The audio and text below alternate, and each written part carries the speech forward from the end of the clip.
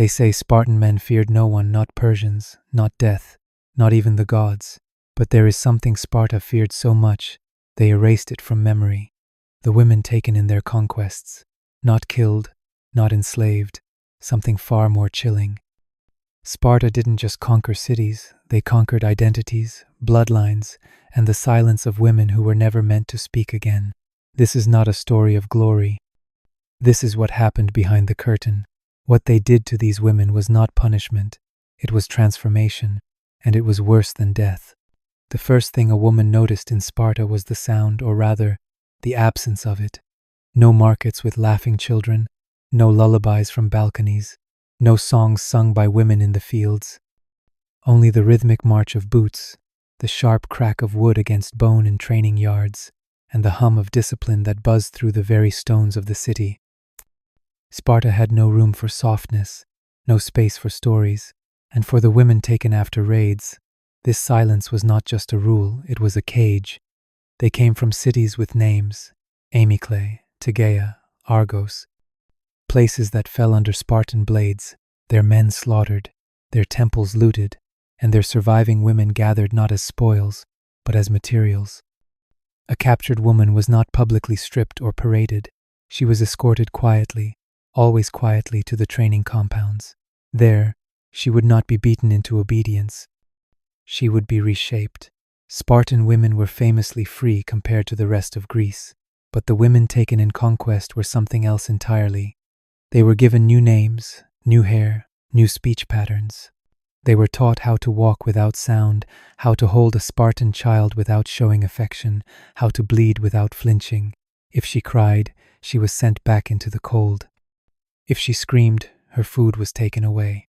If she resisted, her tongue was burned with heated bronze. Most learned quickly, some never learned at all. What made it worse was that no one called it cruelty. The Spartan way was necessity. Everything was for the state. If a woman had strong hips and a silent mouth, she was a resource.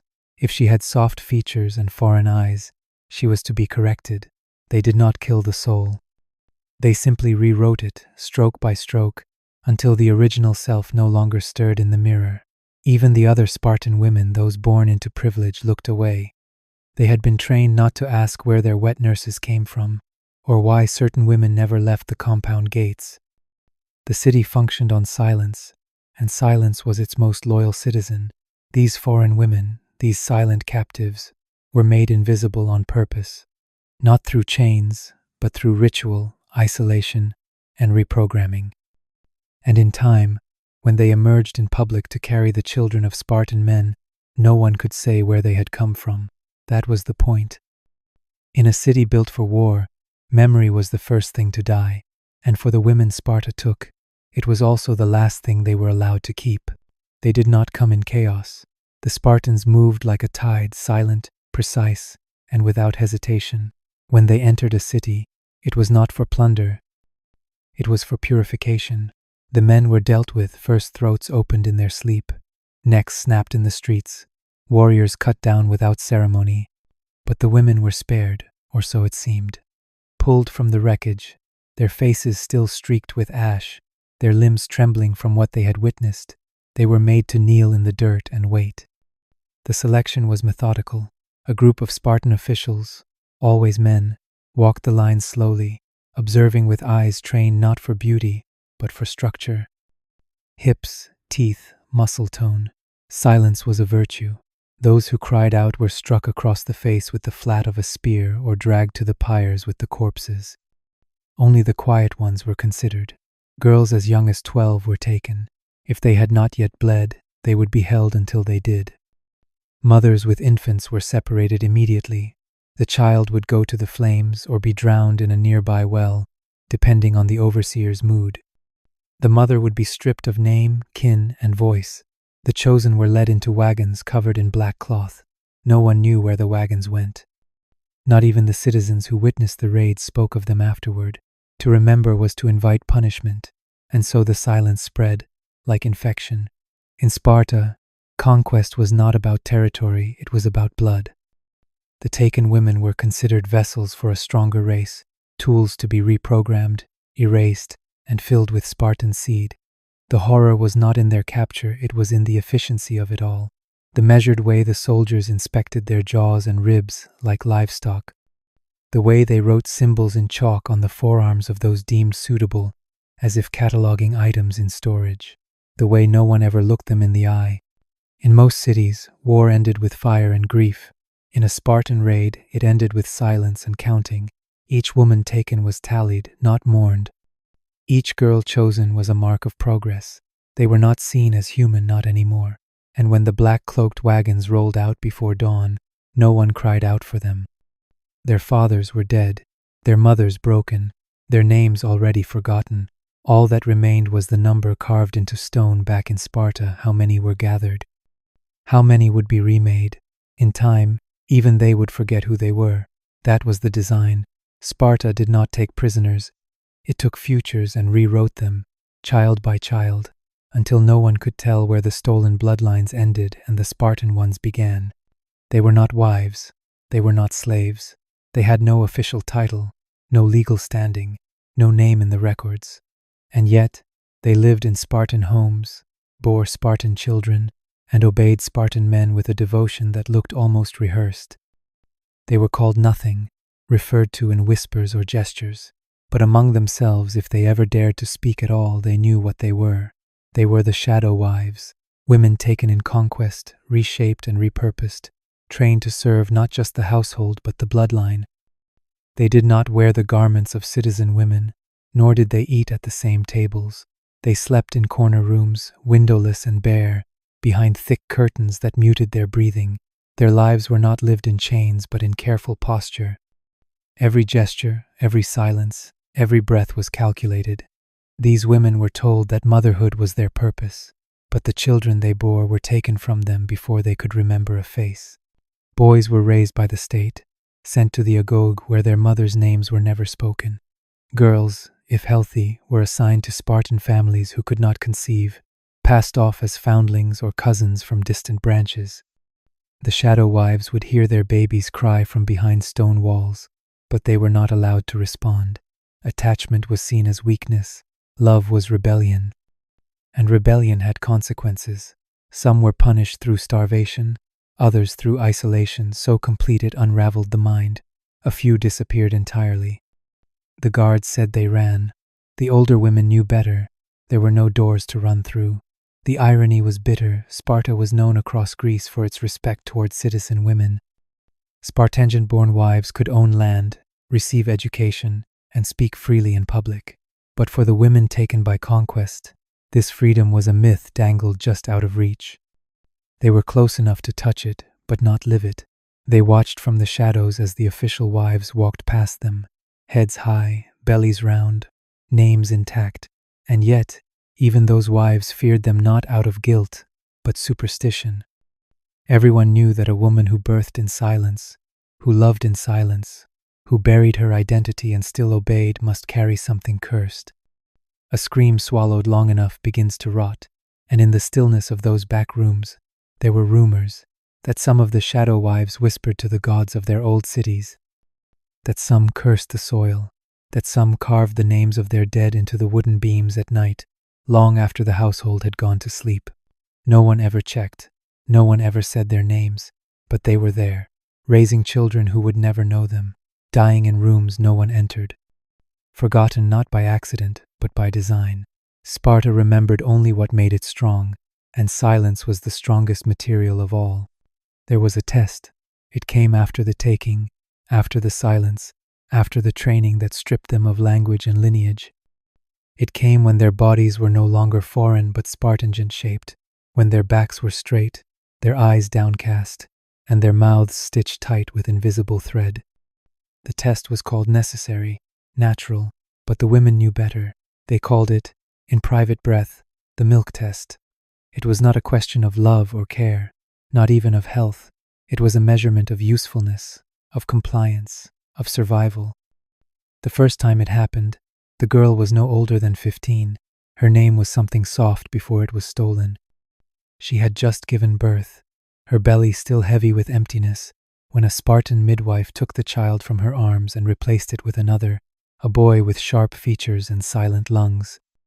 She was told to feed him. No emotion, no sound, just skin, breath, milk. Around her, in the room of stone and low light, others watched. Men with wax tablets, women in cloaks with expressionless faces. They took note of how long it took the boy to latch, how quickly he suckled, whether her milk came with ease or strain. If the child grew strong, she would be permitted to live, perhaps even allowed another pregnancy. If he weakened or sickened, it would be her fault. Her body would be declared unclean, unsuitable. The punishment for failure varied. Some were given to field labor, a quiet exile beneath the Sunday. Others were sent to the mines, where no child's cry would be heard again. But the worst punishment was the retest, to be forced to try again, with another child that was not hers, in a body still aching from the last. They were never told where the Spartan children came from, only that they mattered more. Sometimes they were sickly infants born to citizen wives. Sometimes they were orphans from quiet scandals, but always they were placed in the arms of conquered women, and always those women obeyed, not because they were loyal, but because the alternative was erasure. The milk test became a cycle: birth, removal, replacement, evaluation. These women were not raising children, they were proving their worth in ounces. No one asked if it hurt to feed a child whose name you would never learn. No one asked if they dreamt of the babies taken from their wombs. And over time, even the women stopped asking. The body learned to harden, the heart learned to forget, and the milk, warm, human, grieving, flowed without protest. Because in Sparta, what made you a woman was not your will, but your ability to nourish the state without a sound. And the state was always watching. The rooms had no names, just numbers scratched into stone, faded, irregular, almost forgotten. They were built beneath the earth, beneath the courtyards where Spartan boys learned to kill with their bare hands, beneath the homes where citizen women praised the strength of their sons. No one spoke of these rooms, but everyone knew they existed. They were called necessary, a place for containment, for discipline, for peace. But the women who were sent there knew the truth. They called them the rooms that heard screams. The stone walls were thick, cold even in summer, and they absorbed sound like water takes ink. A woman could scream for hours and not hear her own echo. Some did, the ones who broke, or tried to run, or dared to speak the names of their dead aloud. They were taken to these rooms by 2 guards, always at night, always barefoot. No one explained the punishment. No one needed to. The stone did the work. There were no lights, only darkness so complete that some women clawed their faces just to feel something. Days passed, or maybe weeks. Time dissolved in that blackness. Food was delivered through a slot in the wall, water in a bowl placed just out of reach, so the body had to crawl. This was not torture in the theatrical sense. There were no blades, no fire, only silence, darkness, and the echo of one's own breathing. That was enough. Some women lost their minds within days. They began to laugh or chant or whisper to gods that had long since abandoned them. Others became still as statues, blinking slowly, conserving themselves like fading embers. And a few emerged changed, not free, not healed, but hollowed. They walked differently, spoke less, forgot the names of their mothers. These were the ones the Spartan households preferred. The ones who no longer flinched at orders or cried in their sleep. The ones who obeyed without delay, without question, without memory. For Sparta, it was efficient, a spiritual bleaching, a reset. But there were whispers, even among the guards, that the rooms did more than punish, that the walls, after years of absorbing screams, began to whisper them back. That some women heard voices even after release, voices that told them who they were before, what they had lost, what could never be recovered. These women sometimes carved into their own skin names, cities, words and dialects no Spartan recognized. Their wounds healed into symbols no one dared translate. And if they were found doing it, they were returned to the rooms. A cycle, quiet, unseen, effective. The walls never crumbled. The records never showed a single death. But the women who entered were not the women who came out. Sparta did not believe in ghosts, but something haunted those rooms, something old, female, and furious. And though the walls never spoke, They remembered every scream. Before a taken woman could be placed into a Spartan household, before she was handed a child or assigned a room or given clothing that resembled something Spartan-born, she had to pass through what they called purification. The word sounded religious, almost noble, but there was nothing sacred about what happened in those stone chambers. They were cold, windowless, and reeked of iron and old water. The women entered alone, barefoot, stripped of everything, jewelry, hairpins, even the fabric they used to bind their chests. Some were still bleeding from childbirth. Others had just been taken from their training halls, where their original language had already been beaten out of them. Now came the next stage, erasure. The purification began with water, but it was not the warm ritual bath of other Greek cities. It was a flood of freezing liquid dumped from above, enough to choke, to bruise, to freeze the spine. The women were ordered not to shiver. To flinch was weakness. To gasp was rebellion. The silence was the first test. Then came the blades, not weapons, but knives of bronze used to shave the head clean. Every strand of hair, every braid, every curl was removed, reduced to dust and swept away like waste. Hair was memory. Hair was identity. Gone. They were made to stand naked for inspection, while older women in gray robes circled them, taking notes without words. Any scars were recorded, any tattoos burned off. Then, the final step. A new name was whispered, one word, impersonal, taken from a rotating list that repeated every few years. No one was ever given the same name twice in a household. If one died, the next wore the same syllable like a replacement part. From that moment on, the woman could no longer speak her birth name. If she did, even once, she was sent back to the rooms of echo and darkness. Those who passed the ritual were given a gray robe and a single command: serve. Serve the house. Serve the bloodline. Serve without sound. The Spartan families who received them were told they had been cleansed, made Spartan, but the truth was simpler. They had been emptied.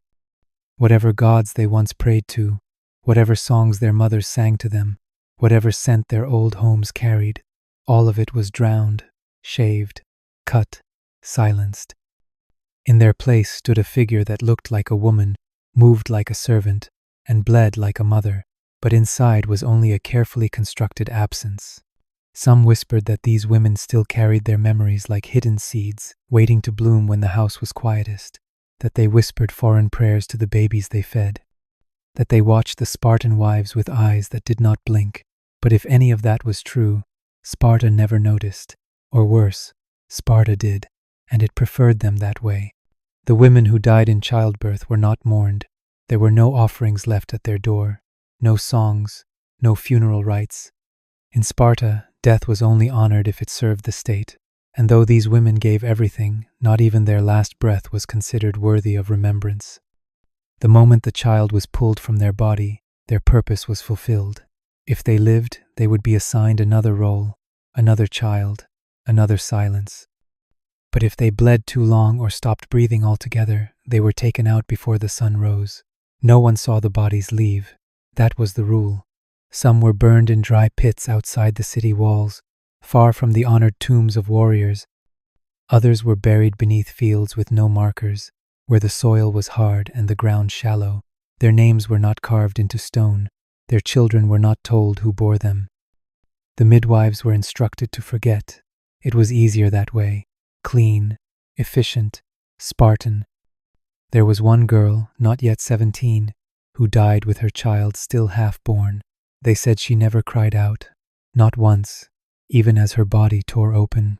A soldier's wife heard the story and said she must have been weak. But the midwife who tended her swore she saw the girl mouth a name just before her eyes went dark, not the name of the child, but her own, a name no longer allowed to exist. That night, the midwife scratched that name into the underside of a wooden beam in her home, hidden where no one would see. She was found a week later, hung from her own rafters. They called it madness, said the air in the birthing rooms was making the women sick. But those who worked closest to the shadow wives knew better.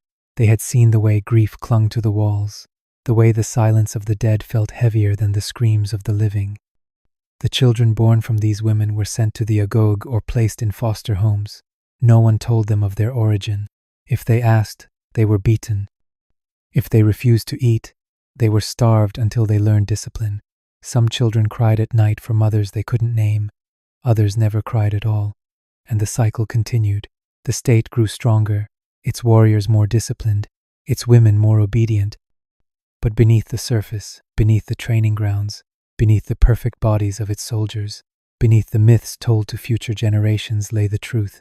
A mass grave of forgotten wombs, hidden screams, and blood-soaked silence. Sparta remembered its heroes, but its empire was built on the backs of women it never intended to remember, and every child born from that system carried a ghost they were never allowed to see. Sparta's ruins still stand, columns worn smooth by time, stones etched with the names of warriors and kings. Tourists come to marvel at the discipline, the power, the legend. They speak of glory, of strength, of a city that raised soldiers instead of poets. But no monument bears the name of a woman who was taken, not one.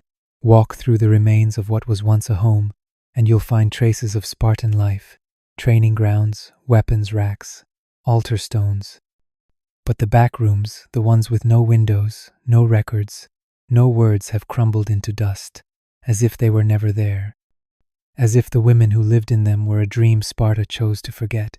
And yet, if you listen closely in those broken corridors, there is something in the silence, not absence. Memory. The shadow wives are gone, their bones scattered, their names erased, but they left echoes. A carved letter under a step, a pattern in the stone that doesn't match the rest, a faint discoloration on the wall, as if someone touched it too often with a trembling hand. These are not the marks of queens or priestesses. They are the last traces of the women who birthed Sparta's future and were buried in its past. Every generation of Spartan warriors was born from them, trained in strength, fed from their bodies, carried by their arms before being taken away. And those warriors grew to forget them, to fight for a city that denied its own mothers. In Athens, women were silenced by law. In other cities, they were traded in marriage.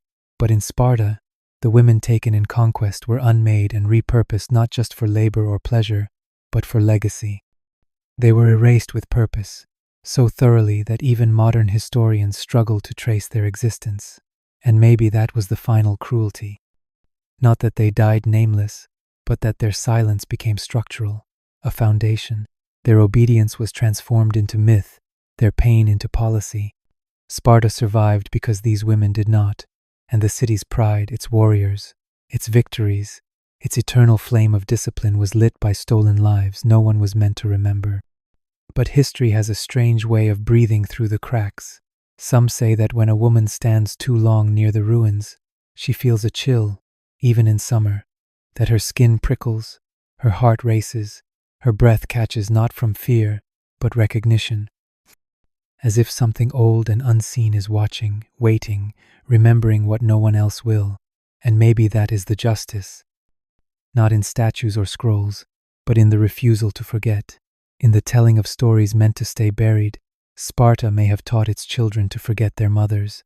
But now, the world is beginning to remember. And the silence they tried to build their empire on is beginning to speak. If this story unsettled you, it was meant to. Because history doesn't just forget on its own, it's taught to. If you want more stories that were never meant to be told, lost voices buried beneath stone and silence, like and subscribe to Forgotten Stories, Ancient World. And whatever you do, listen for the echoes. They're still speaking.